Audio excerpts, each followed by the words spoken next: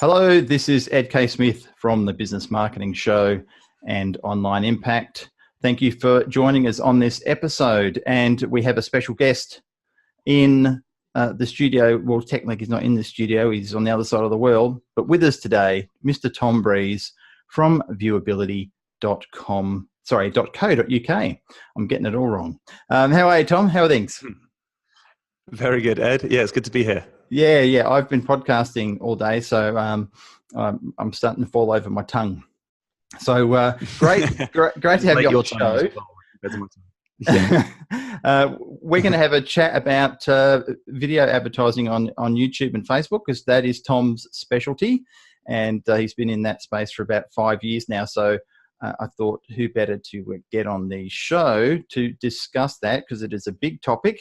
There's lots to learn, and I think there is absolutely endless opportunity in there currently anyway for advertising. So yeah, thank you, mate, for coming on.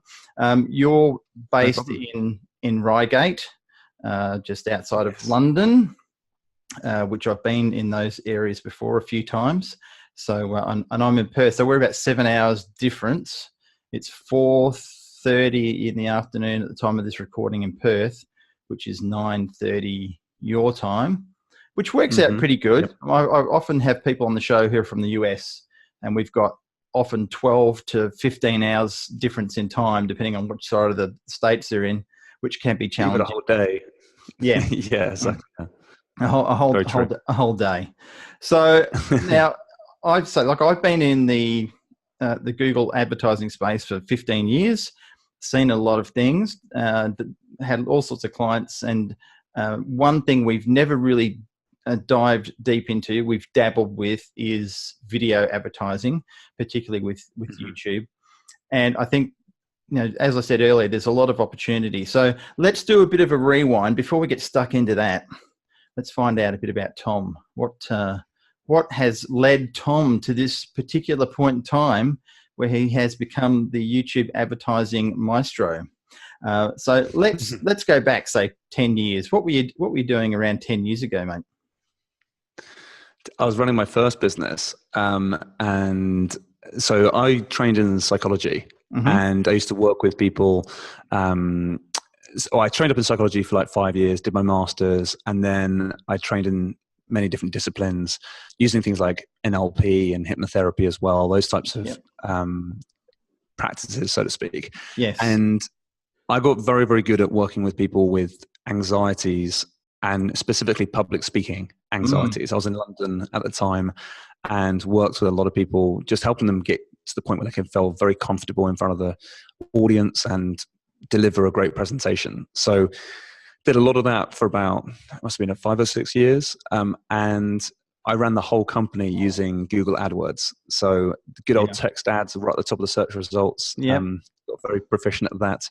And this was before the days of display, really, as well. So it was kind of really the early days. And got to know it really, really well. Was running traffic straight from the SERPs straight to my landing page. And it was just like a mini website, really, more than anything else. And I remember having a 7% conversion rate on the page.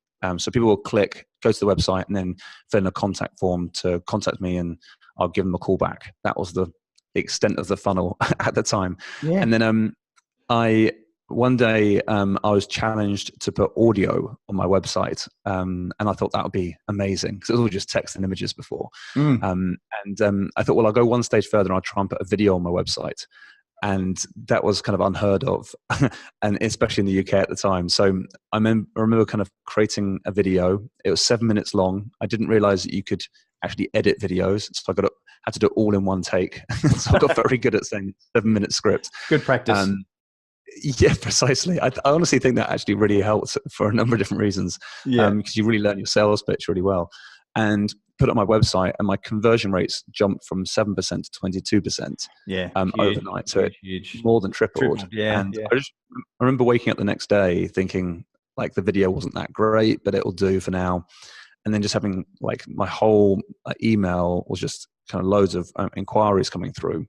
My AdWords spend hadn't changed. I was like, wow, there's something in this. And Just kept on seeing more and more leads come through. I kind of filled up my diary. I dropped my AdWords spend, and everything was just running really smoothly. And then, because more and more people were asking me about video when I ran these one-to-ones, and then I started doing group courses as well. People were saying, "Oh, how do you do those videos?" And so I started teaching people how to present on video, and then I teamed up with someone who could help me promote the videos with SEO. So I kind of started venturing into the SEO world, and I would be creating the videos, and then my business partner at the time would do all the rankings. We ran that very successfully and built an agency doing that. And then one day the SEO world started changing very quickly, and it was all the kind of hummingbird updates and the pandas. Yeah, pandas. That was it. Yeah, pandas, penguins, all the other black and white animals. So, yes, there weren't any raccoons in there. I didn't hear, which I would have expected. No, that was probably the next update. Yeah. And so then one of my clients, who I'd worked with for a long time, I saw that his video rankings had dropped off the front pages of Google and YouTube. And so I took the video, and I saw that video ad campaigns was something that was new inside of AdWords. And so I ran the video there, and the numbers that we were seeing were ridiculously strong. And I looked at kind of like the SEO world thinking, we've mastered maybe one or two keywords for that particular client. But then with the video advertising, we could have like hundreds of keywords where we'd just be getting huge amounts of exposure. I looked at the team versus I looked at like just running the ad campaigns myself, and the profitability was a completely different game. And advertising was a lot more reliable, it was a lot more predictable. And so in the end, I started working a lot more closely with the client just for the advertising. And then all of our clients, I say all of them, probably about 70% of our clients moved across from SEO to advertising. And that was the start of the new agency, really, more than anything else. That was where we got started with video ads. And now we've got the history of the kind of understanding what works for video from a psychology perspective, what works on YouTube really, really well. And then we know how to run the campaigns really effectively. So we just specialize in YouTube. We don't do huge amounts on display or search. Don't do really too much with Facebook or any of the other platforms. It's just YouTube. But we know it really, really well. And hopefully I can answer a few questions and give you some guidance and help you out as much as I can with YouTube ads. So yeah. Fantastic. Yeah, look, we've got a few questions lined up from a few people. Some people who are in the agency savvy Facebook group, which is Mike Rhodes. Okay. G'day, Mike. Mike's got a question for you. We'll go through that one. We'll bypass that one, yeah. It may be a pretty simple answer, but we'll get to that in a sec. Okay. You're worried, Tom, I could tell. Yeah, I am, yeah. For very good reason. Mike's an awesome dude. So he's a ninja in this space. And yeah, look, it's interesting. I look at YouTube advertising now, and you see if you have a similar thought. So being in the advertising or Google advertising space for 15 years, back in the day when we were running campaigns and getting clicks for 2 cents and 5 cents and, things you just don't see with Google search or even display, sometimes with display. And I think the opportunity is not dissimilar to probably what AdWords was 10 years ago with YouTube advertising currently. I think some of the YouTube's got far more videos than they have ads. Would that be a fair statement? They just the amount of content that is uploaded to YouTube on a daily basis is inconceivable. So they've got all these millions of hours worth of videos that they're trying to put ads on. I think you can get some great opportunities. What are your thoughts about that? Yeah, I think that I love YouTube for so many different reasons. One, because it's not that kind of one page of Google any longer, which was where I first started. Yeah. You've obviously got display and things, but it feels like you're kind of having to interrupt people with your banner and things like that. With YouTube, it feels like people are already going there because they want to know something, or they want to do something, or they want to buy something. And they're going there with that intent, and they're kind of leaning in, as opposed to, let's say, Facebook, where they're kind of leaning back and they're kind of scrolling through their newsfeed. You've already got the attention on YouTube, which makes life a lot easier. And loads of people are uploading videos all day. So it means that the inventory is constantly expanding, which is great.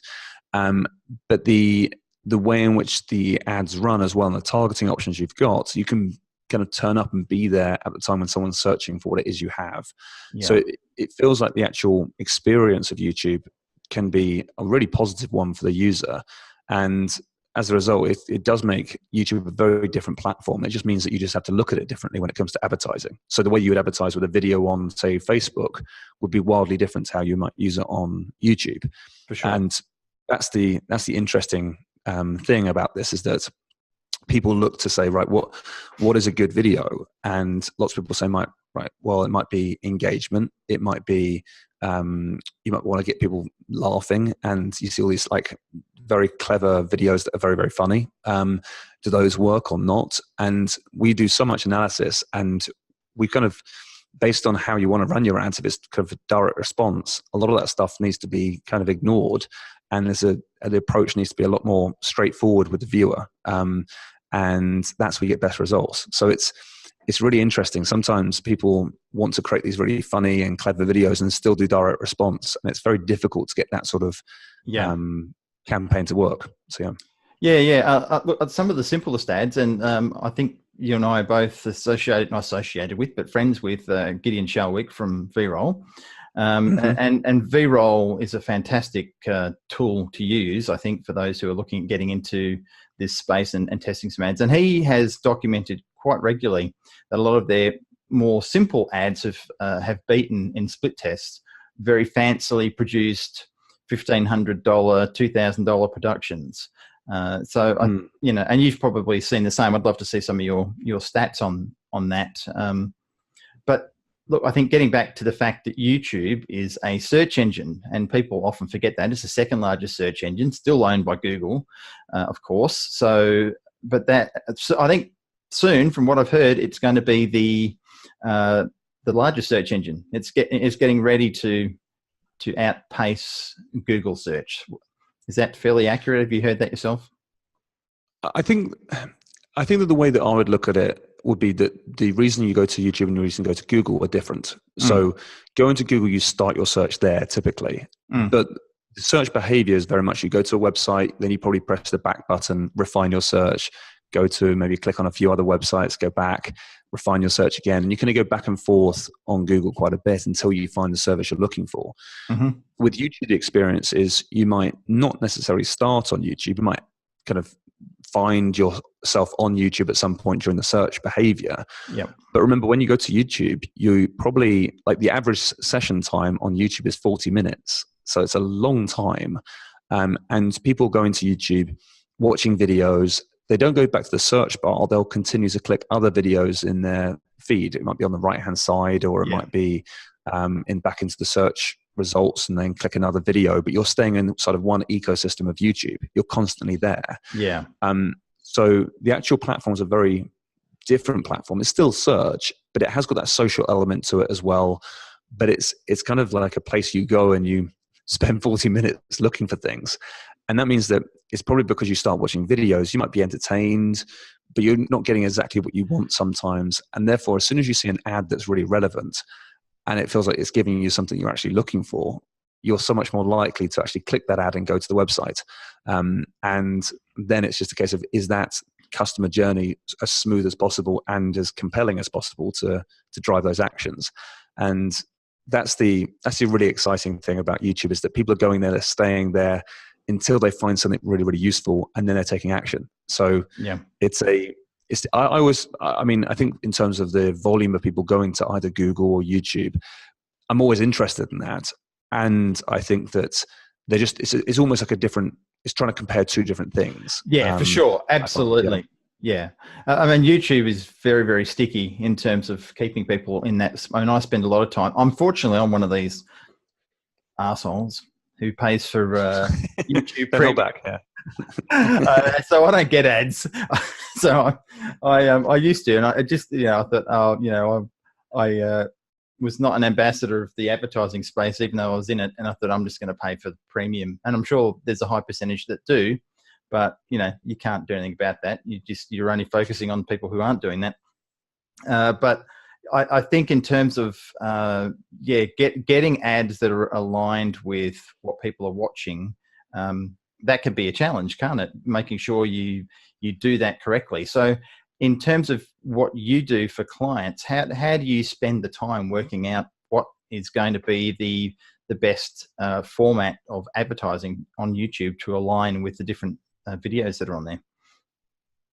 Yeah, it's a good question. So I think that the first thing we tend to do when we're looking for clients is just make sure there's a really good audience on YouTube. Like, make sure people are actually going to YouTube looking for this sort of information. Yeah. There's no kind of keyword tools that we rely upon really at that stage. Just to see if it's a viable product to sell, we'll go to YouTube, type in what we think might be a starting keyword, like a seed keyword or something, and say, right, what do we think their customers will be typing in? Click that and see if there's lots of videos and their view counts as well. If there's like, I'd say like 100,000 plus views on most of the videos, I'm like, this is a viable option. I mean, it doesn't have to be that level. And just like from our agency standpoint, we want to make sure we can scale and have some good traction and things. And then look at all like the sub keywords as well. If there's like more specific, maybe buying keywords, or maybe if there's, we don't tend to go too broad to begin with. We know we can always tackle the broad sections later, but it's more kind of that kind of slightly, it'll be kind of much more search-based keywords, people who are looking for information about a certain topic. If we can get in front of those audiences, then it's a viable thing. We need, when it comes to different industries, we also need to make sure that people are likely to go and want to go and take action on things. So it's the audience for sure, but also it's making sure that the actual offer aligns with what they're looking for as well. So sometimes we kind of consult with the client and say, look, that product probably won't sell very well, but you're in the right niche or niche. And as a result, let's find what other products you might have that we can sell that would work really, really well. So it's from YouTube, like if a client says, we want to go from a YouTube ad straight to a $5,000 product, I'll be like, that's going to be tough. Yeah, for sure. And that's partly because when you're running an AdWords account, you kind of want to make sure you have lots of conversion pixels firing, and so you have a lot of activity, so you can optimize and scale, and then start using some of the machine learning as well. So we tend to look for the ideal product for us is around about $50, anywhere between $30, $70, that sort of sweet spot.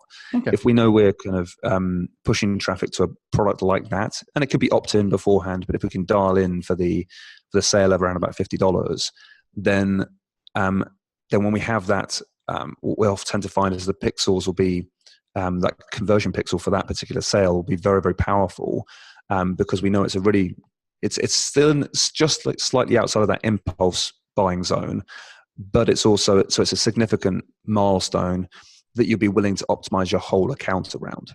Right. Yeah. And as a result, we kind of like, you're going to get enough kind of activity, hopefully, and also, it's a considerable, if it's like a $7 tripwire type product, then it might be like, well, we're getting a lot of people that aren't that good at quality. But $50 feels like you're getting quality traffic, and then you can let the AdWords account understand exactly who your customers are, and then it will just feed all the AI and the machine learning as you scale up that account as well. So we look for audience, we look for good products and proven funnels and things. And then if the product, because the creative is such a big part of this, we also look for making sure the product has good story, or is kind of an innovative product. So it's just naturally itself, the actual product itself makes it very easy to put in front of someone, and someone's instantly interested. We can always be very good with the creative and create stories around brands and around products, but it does make it easier if it's just naturally compelling and naturally seems innovative and has a good story to it. It makes life a lot easier from the creative perspective. Yeah, and in terms of creative, you've got so many variations of advertising types on YouTube, from little 6-second snippets to longer versions. So can you walk us through some of the more popular versions of ads that are run on YouTube? And I would assume that the 80-20 principle is going to be applicable to this. Whereas you're going to get 80% of your results from 20% of the type of ads that you run. So can you run us through those types of scenarios and which formats in terms of whether it's banner or discovery ads that you're using? Yeah, of course. So we'll tend to run ads in multiple different ways on YouTube. So you've got... I mean, the most obvious video ones, I mean, you've got things like the display ads that will be on the right-hand side, like the banner ads and things. Yeah. And you'll also have like the lower thirds kind of text ads that come up along when people are watching videos as well. Those are kind of less popular. Yeah. When it actually comes to videos, the main ones you have these days are the TrueView for action ads. TrueView ads, I should say. Yep. And those are your discovery ads and your in-stream ads. So discovery ads are the ones that appear at the top of the search results, this kind of sponsored thumbnails, and then the ones on the right-hand side as you're watching other videos. Yeah. So you have those ones, and those work on a financial model where you pay per view. So if someone clicks to play your video, because they've taken the action of clicking, you pay at that point. Now, that's the discovery ad. The in-stream ad is where you kind of are probably used to these pre-roll ads that you have to wait for 5 seconds before you can press the skip ad button. Yeah. Those ones, it's the same model, pay-per-view, but what they consider a view as someone who watches past 30 seconds or decides to engage with the video by clicking. So you kind of, if your video ad ran for 29 seconds and then someone presses the skip ad button, it won't cost you anything. Yeah. Very good point. So it's you can get that immediate branding, which is great, but also the way in which you want to structure those videos is you need to be quite careful about how you structure those videos. So those, we'll come back to that in a second if you like, the in-stream ads. Yep. On the 80-20 principle that you talked about there, I would say 80%, if not more, of the campaigns we build will be in-stream ads. That's where we're going to get most of our traction. Discovery ads, the ones that appear at the top of the search results on the right-hand side, are fantastic for remarketing. So if someone's come to your website before or watched one of your videos before and you're building lists of those people, it's great because you're just omnipresent. You're constantly there with that thumbnail. They can keep on seeing your kind of like the logo or your face or whatever you're promoting. It's great to kind of constantly have your thumbnail there because that's a good point. You're everywhere, which is great. Then the other form of ads is you got bumper ads, which are those 6-second ads. We played around with them a little bit. We need to still do a lot of work to master those. We don't feel like we've kind of got to grips with those completely. They work on a CPM model. So kind of you pay on a cost per 1,000 impressions, and you can build remarketing lists off them and then retarget those or remarket those with other ads. So you can have like a 6-second trailer and then have a longer video afterwards that can, that's what we're testing recently with some good results, not outstanding, but some interesting and good results. And then, so you have those 6-second ads. Then you have like the ones that are slightly different, which is where you have the ones you can't skip, the unskippable ads that are normally 20-second spots. Yeah. I think they've phased out the 30-second spots now. We don't use a whole heap of those because we tend to just focus in on in-stream ads as like our main go-to. But as soon as we get great traction with clients, then we start testing out everything. But we normally start with the in-stream ads to begin with. Yeah, I think that's important because anything requires a lot of knowledge to get started in terms of setting up videos and video ads, etc. I think a lot of people get hesitant and put it off because there's so many options of what they could do. So I think it's important for people to have two or three options to start with and not try and spread themselves thin with trying to get every single aspect of YouTube advertising sorted. So it was good that you pointed out those couple of core ones. And then you can expand it. And so even professionals like yourself, you're not necessarily using every option that's available. You're using the core items in the toolbox. Exactly. And the big thing about this is that something we discovered maybe about, I can't remember when, a little while ago now, was when we were running our accounts and our campaigns, the structure was it needed to be different. So if you're used to classic AdWords, then what you tend to do is that you would build your ad group and then you'd run multiple ads to that ad group. So you might choose your targeting and run multiple ads to split test loads of different image ads or text ads and see which one's working best. Yeah. When you do videos, it has to be a very different mindset to it because the video carries so much more weight, carries so much more kind of power to it. It's not just an image ad that's glanced at or a text ad that's briefly read. This is a video where someone's going to watch it for 90 seconds, if not longer, and really get an experience of what the brand is all about.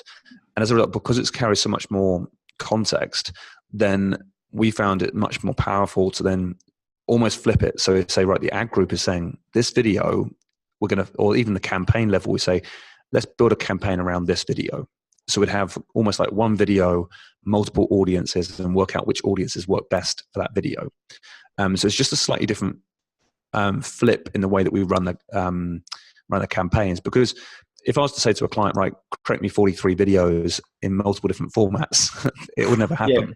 Yeah. No, that's a huge job. We have to give them we have to say that here's your one script, or maybe 3 or 4 scripts, and they might give us 3 videos back. And it would be much more advantageous to say, let's create almost 3 different campaigns with the same targeting, with one video in each, rather than one campaign, one ad group, or multiple ad groups with the same 3 videos in every single ad group, because you just can't see what's working effectively. Because if one ad works with one audience, let's say for one demo and one age group and one gender and one household income, or you can't see how that video is performed with the permutations of the audiences. So it's much easier to say, put the video by itself, say that's the experience I'm getting in front of people, and now let's see who that resonates with and work it out that way. It's much more powerful and you get much better results doing it that way. That is a great tip.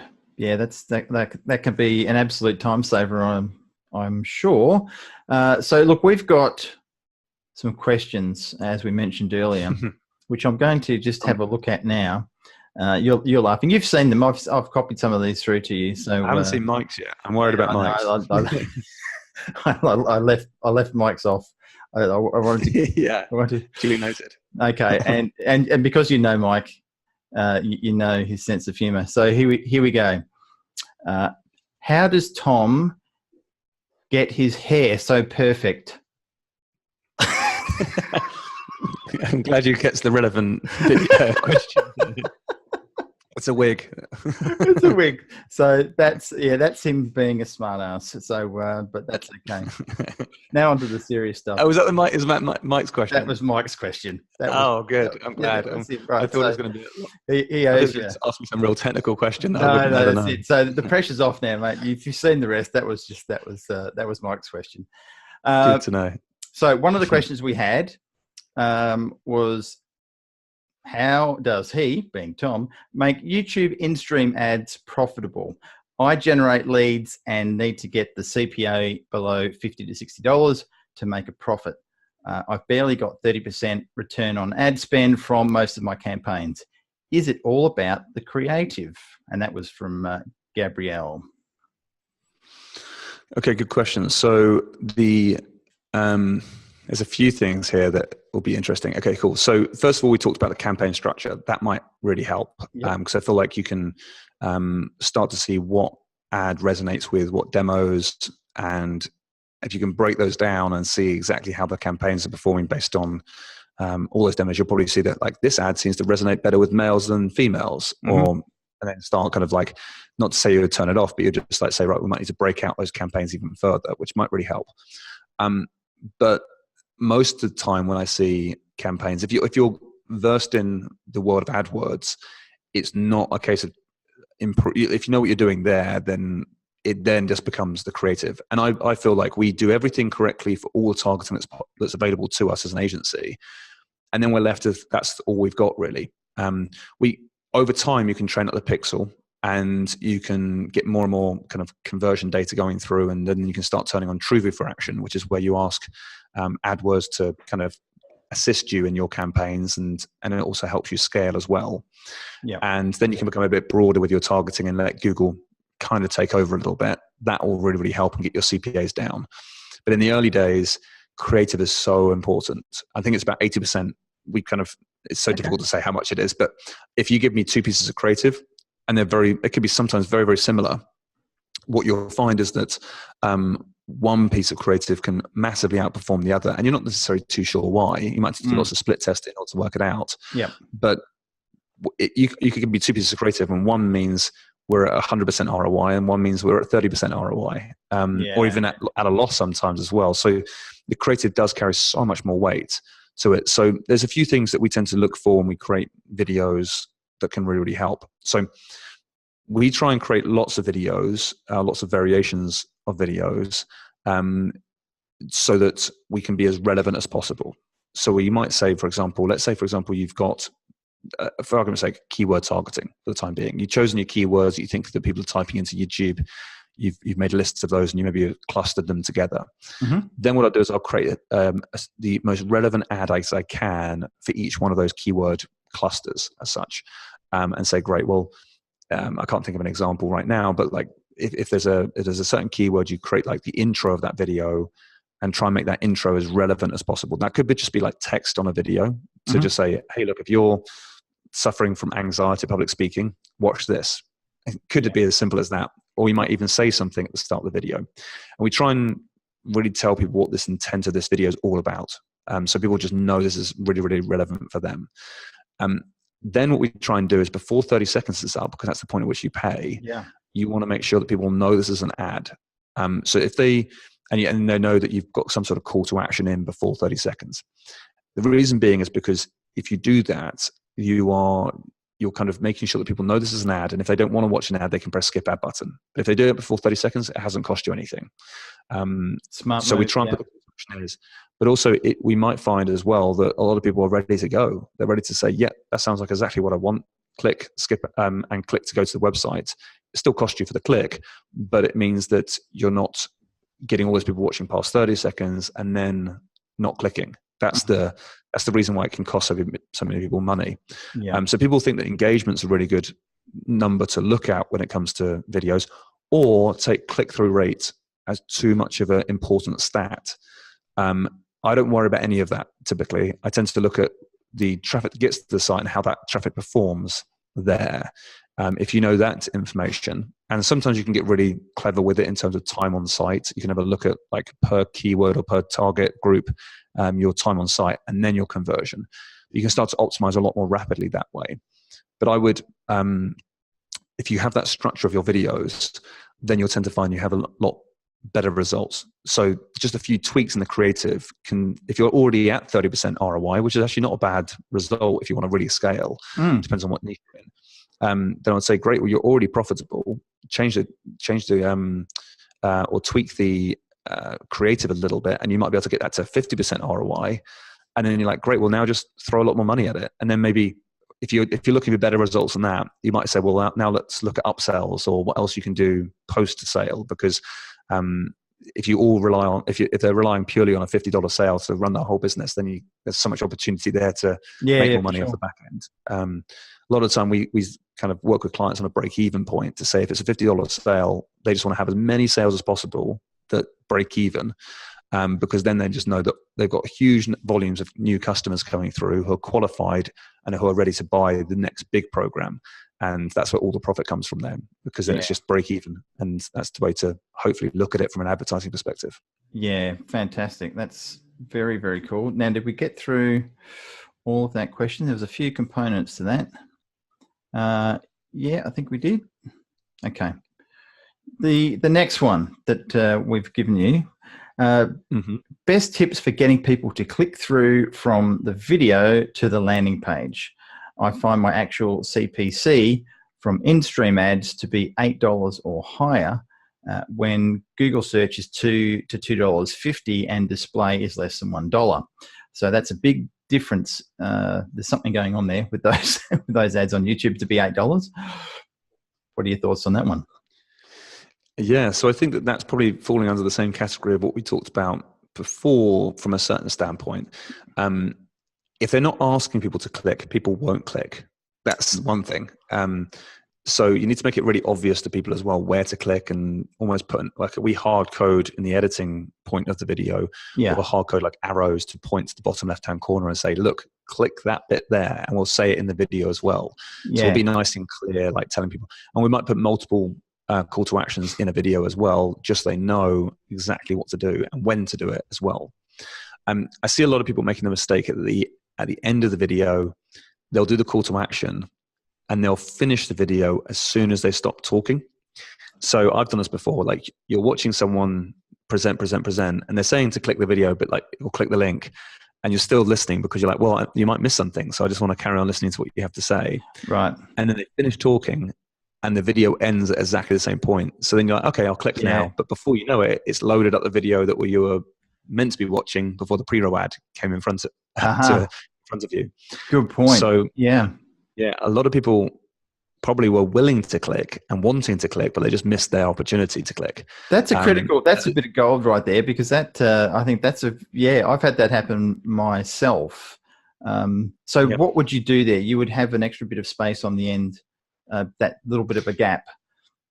Yeah, so we stick 8 seconds on the end of the video. Okay. Yeah, so we kind of typically what we do is we almost put like a really dark filter on the video, and it's almost like as if someone's pressed the pause button. We have 8 seconds of silence almost, and put like a dark kind of like a shadow over everything, apart from the call to action. And so we just like have the arrow would be nice and bright then, pointing at like where to click, and just everything just stops and gives the viewer 8 seconds to go and click to go to the website. We just need to get them to have more time to do that.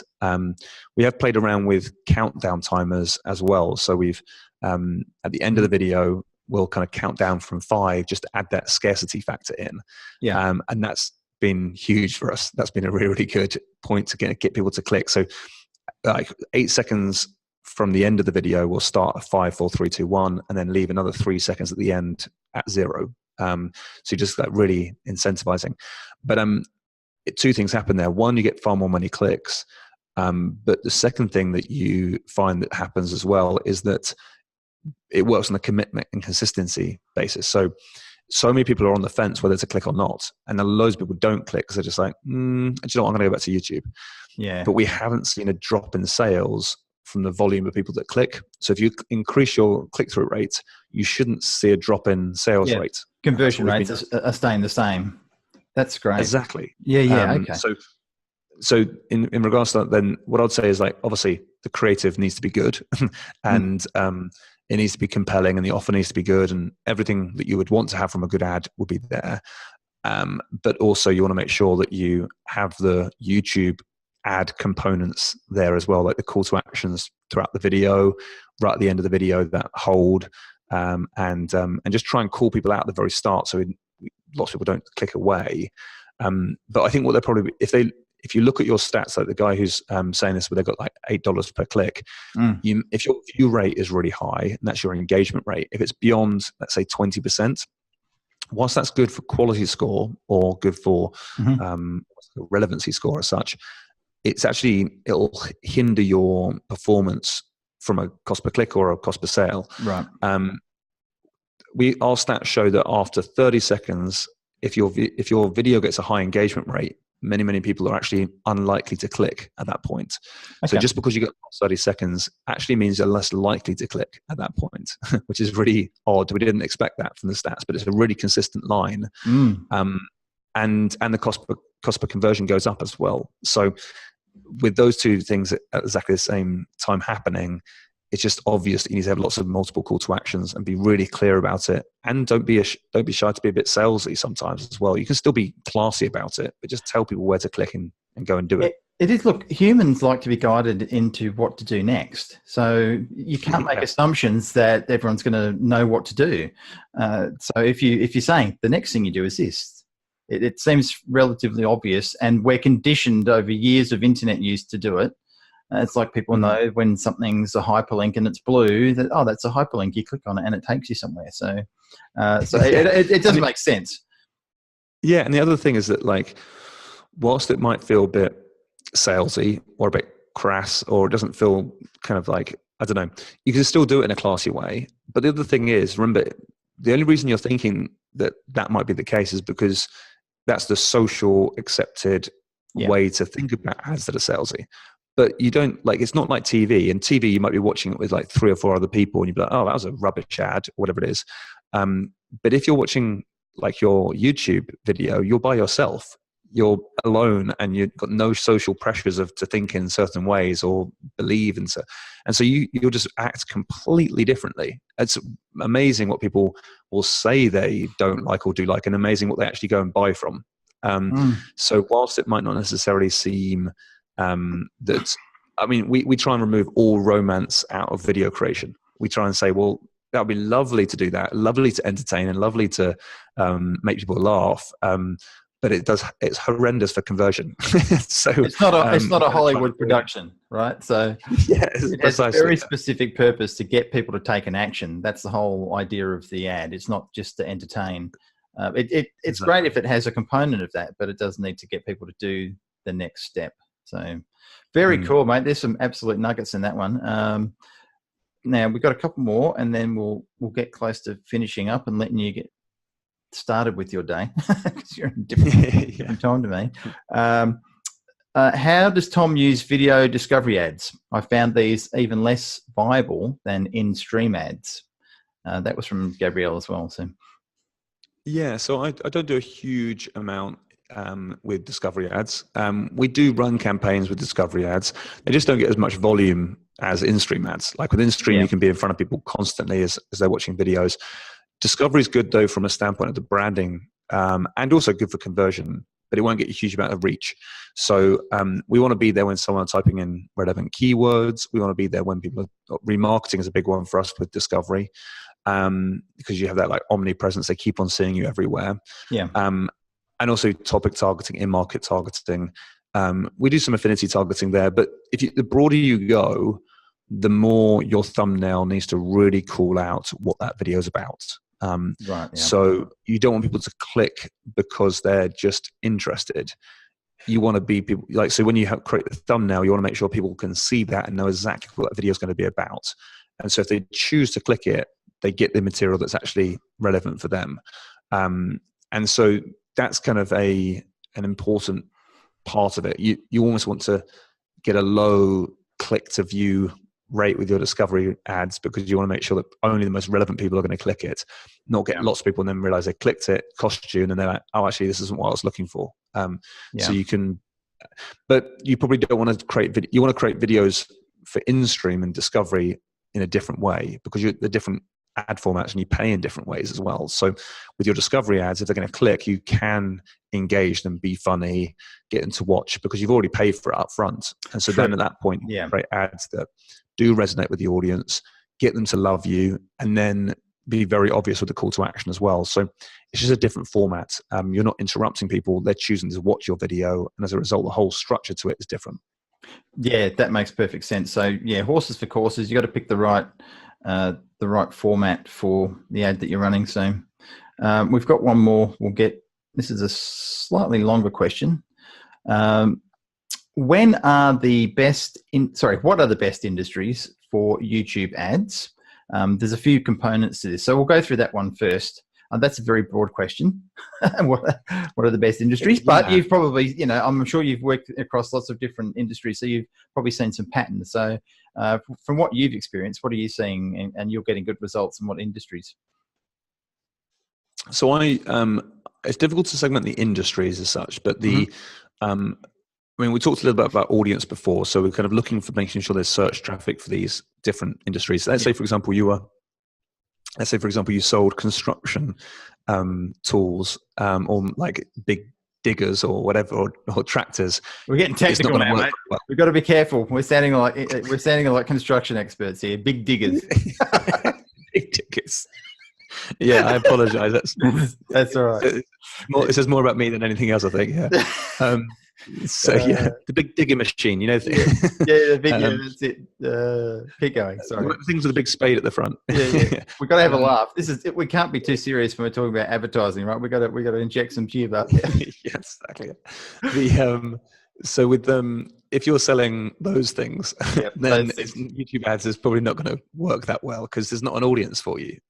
Or if there is, you'd be throwing a lot of mud at the wall, and hopefully a sale will come through, but it's ridiculously high level. Yeah. If you're selling something really, really high priced and people aren't used to that sort of price, it's going to be very difficult. So in terms of industries, it's tough to say which one works and which doesn't.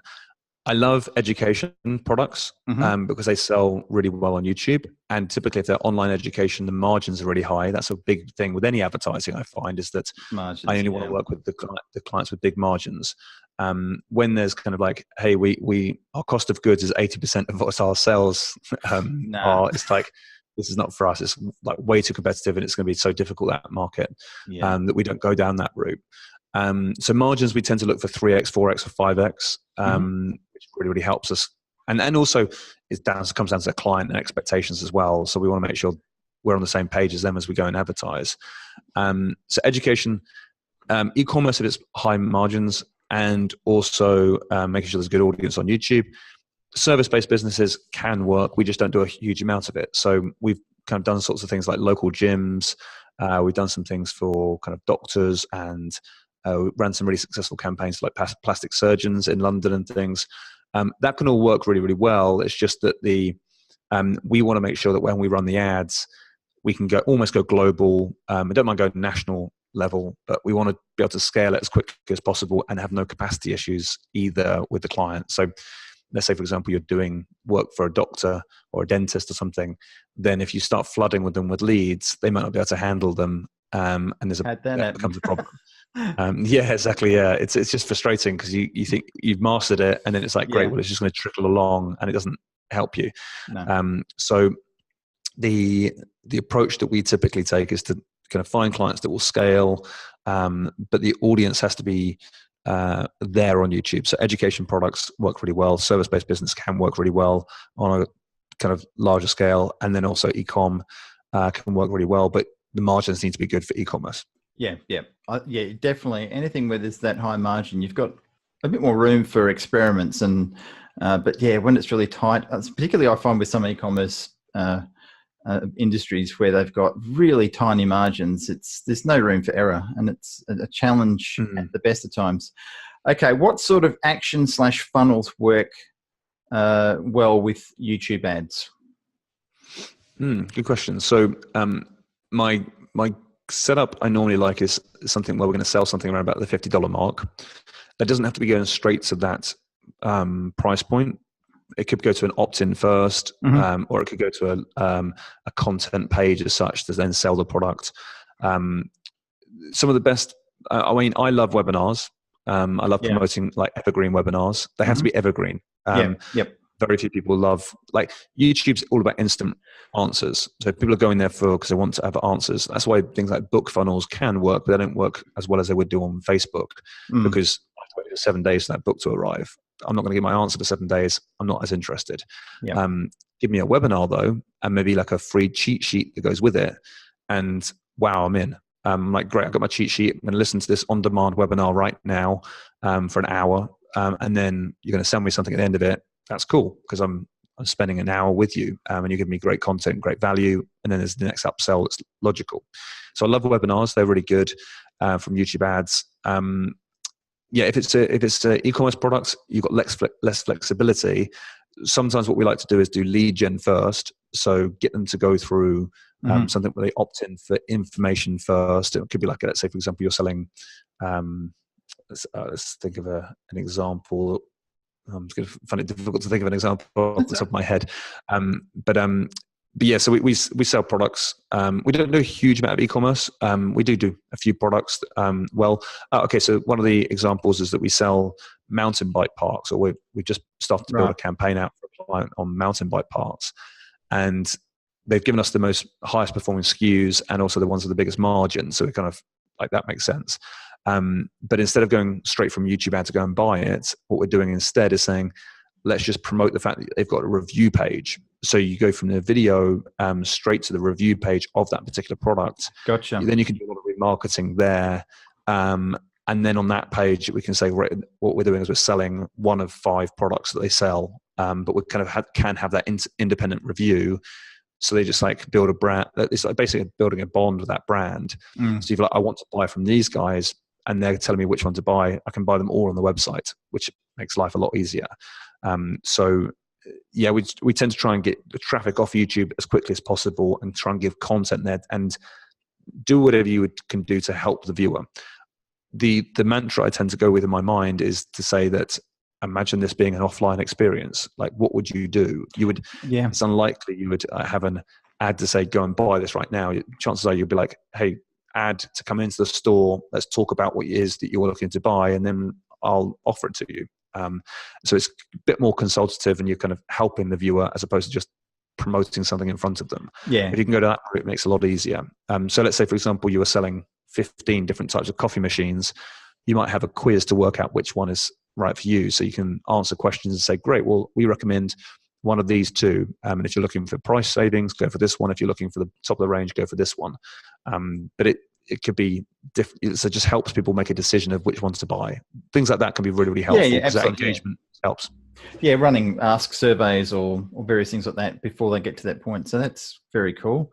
Brendan Tully, who's the co-host of this podcast, who unfortunately could not be on because he's in a different time zone to me. He's over in Queensland, so it's sort of family baby time now for him.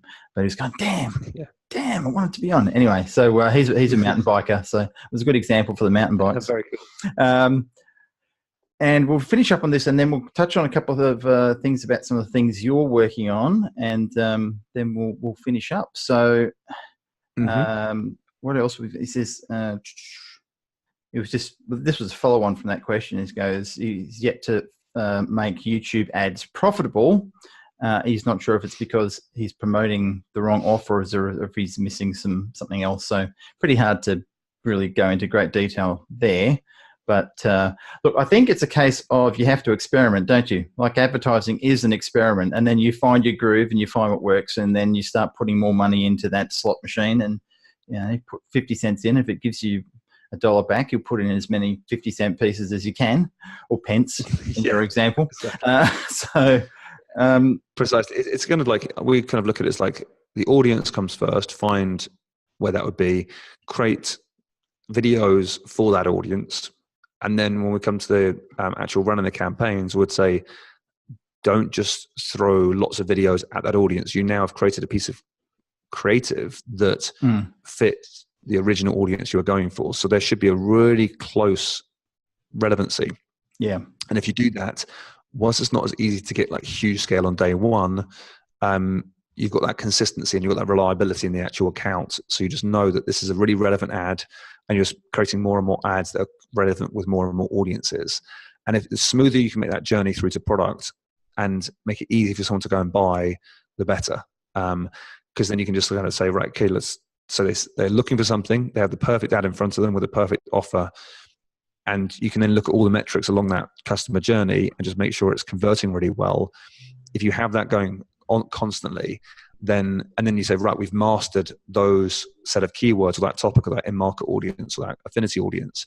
So great, that's all working really well now. Now let's move on to the next one. New creative. Don't try and just have one piece of creative for everybody.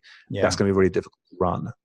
Instead, kind of get used to creating more and more videos if it's all possible. Okay, awesome. Are you finding the cost per clicks with a lot of the YouTube ads still relatively low compared to other forms of Google advertising? Yeah, so we don't do a huge amount on search and display, and also I don't really pay attention too much to the actual cost per click. So it's it's quite a dip. I look at things differently. So I would very much look at my first metric to look at is cost per lead or cost per sale, whatever the most important metric is that we're tracking.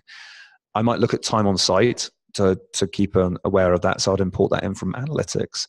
But then before that, then I just look at things like view rates. I would look at click-through rates and have a look at it. But as a whole, I don't necessarily look at cost per click because I feel like that's one of the last metrics I'll look at.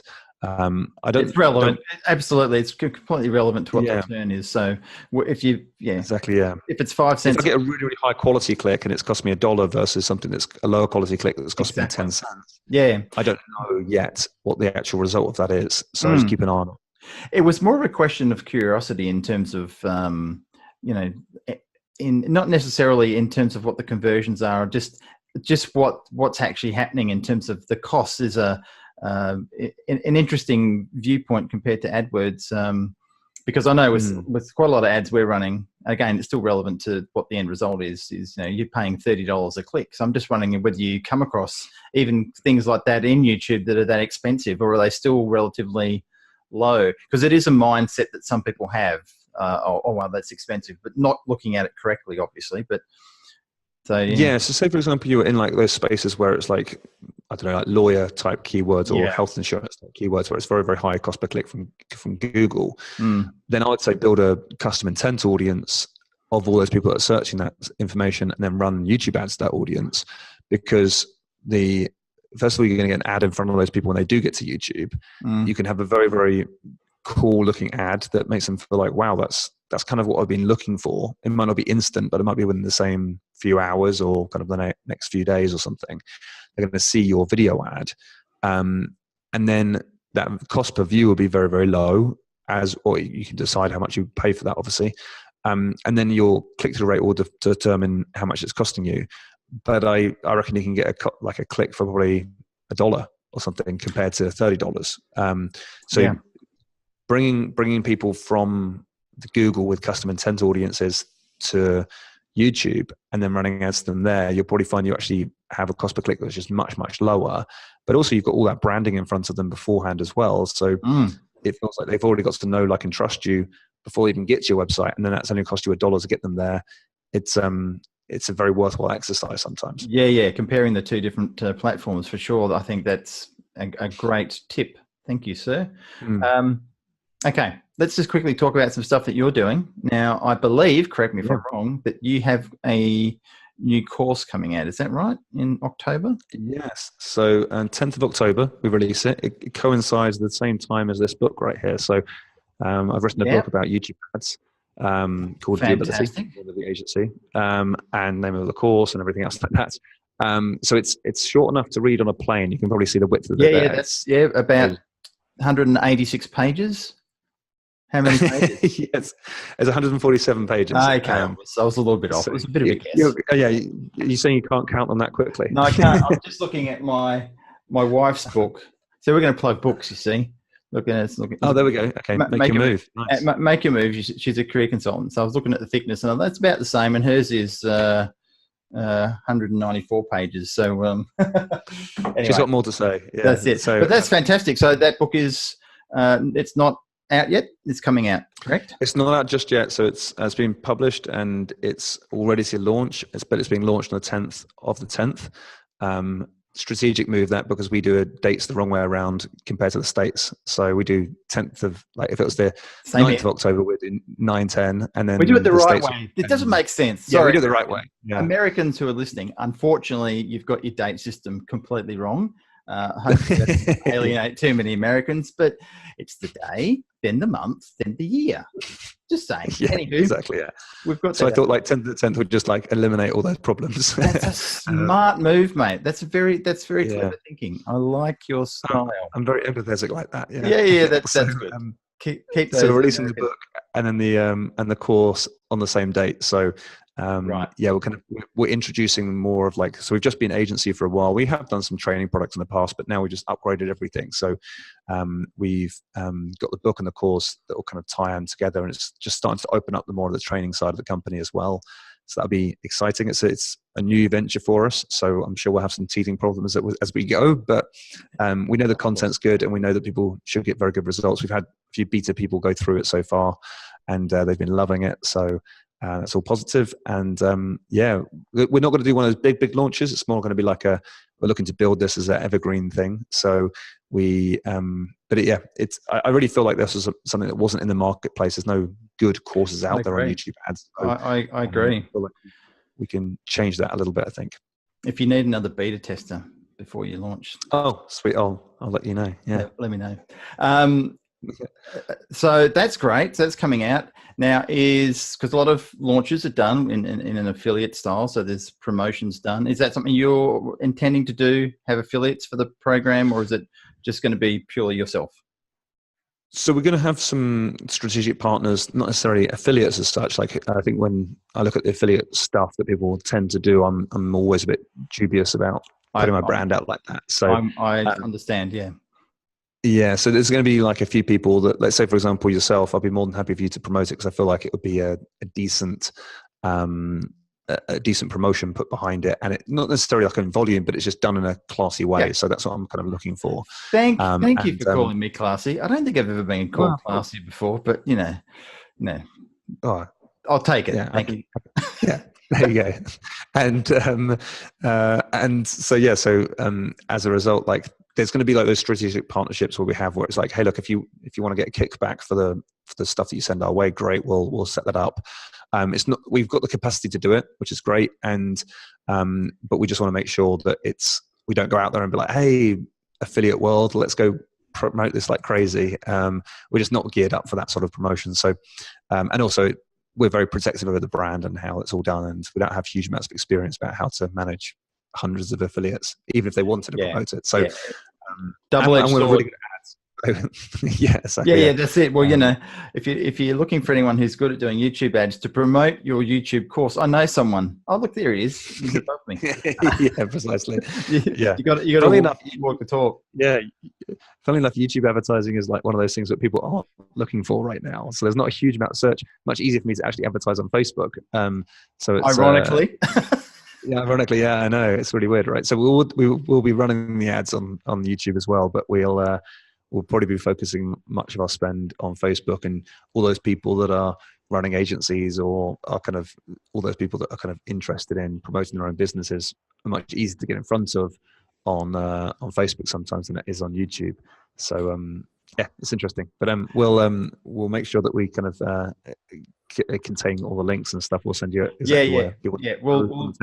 We'll get that set up. We'll put it in the show notes of this episode, so when people are listening to it, are you able to share what the price of the course is at this moment in time, or is that still being worked out? So we're still just working out the final pieces of that. We've got some. There's lots of components within the course. We've got like tools within it, and we've got and we just want to bundle it all together and just have that. But we're umming and ahhing about whether we include other bits. So we'll once we go live and launch, I mean, there'll probably be an early bird sort of price as well to incentivize people and things like that. But not sure what that all looks like just yet. We're kind of got just less than a month to get that all tied up and get it all sorted. So fantastic. All right, we'll update people once we've got that information from you, mate. That's fantastic. So look, we have taken up your time enough now, so we'll let you get back to your busy schedule of getting all this stuff sorted. Great to have you on the show, Tom. It was. Thank you so much, Ed. I've actually been following you for several years, so I've never really reached out to say hi. I've just sort of watched from a distance, and of course, Mike Rhodes has always talked highly of you. So if it's good enough for Mike, it's good enough for me. Yeah, cheeky bastard. Cheeky. But I did laugh when he asked that question. I thought, yeah, he's of all the questions, of all the gin joints. So thank you, mate. We'll speak to you again. We'll maybe have a follow-up down the track. We've only just scratched the scratch of YouTube ads. You've certainly handed out some nuggets to people who are listening or watching. So thank you very much for that. And good luck with the book, and good luck with the course coming out on the 10th of the 10th, 2018. Thanks again. And thanks for listening and watching, everybody else. Thank you. Bye for now.